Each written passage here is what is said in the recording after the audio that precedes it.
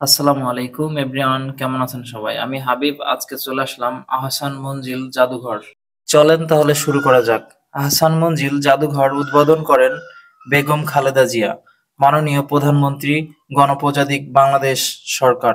এইটা হচ্ছে আহসান মঞ্জিলের স্ট্রাকচার। আমরা এবার আহসান মঞ্জিল জাদুঘরে প্রবেশ করব। জাদুঘরে ঢুকতেই দেখতে পারবেন এরকম এক দুইটা সিঁড়ি। সিঁড়ি দুটা খুবই সুন্দর। এখানেই মোগল আমলের রাজা প্রজারা খাওয়া দাওয়া করতেন। এটা হচ্ছে দোতলায় প্রবেশ করার জন্য দুই সাইডে সিঁড়ি দেওয়া আছে। খুবই সুন্দর, চমৎকার।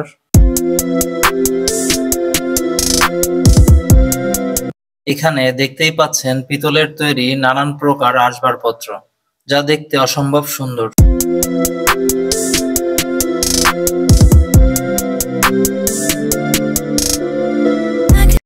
এটা হচ্ছে পুরনো আমলের সিন্দুক বা লকার, যে যেটাই বলেন।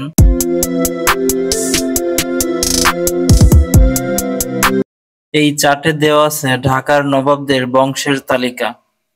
এটা হচ্ছে দোতলায় প্রবেশ করার জন্য সিঁড়ি।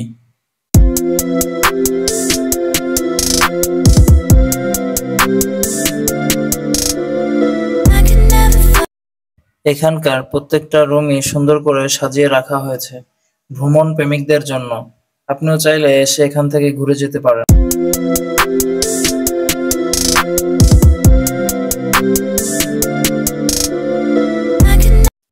দেখতেই পাচ্ছেন এটা হচ্ছে মোগল আমলে রাজাদের ড্রয়িং রুম ছিল। সামনেই দেখতে পাবেন রাজাদের বেডরুম। বেডরুমও দেখতে খুবই সুন্দর।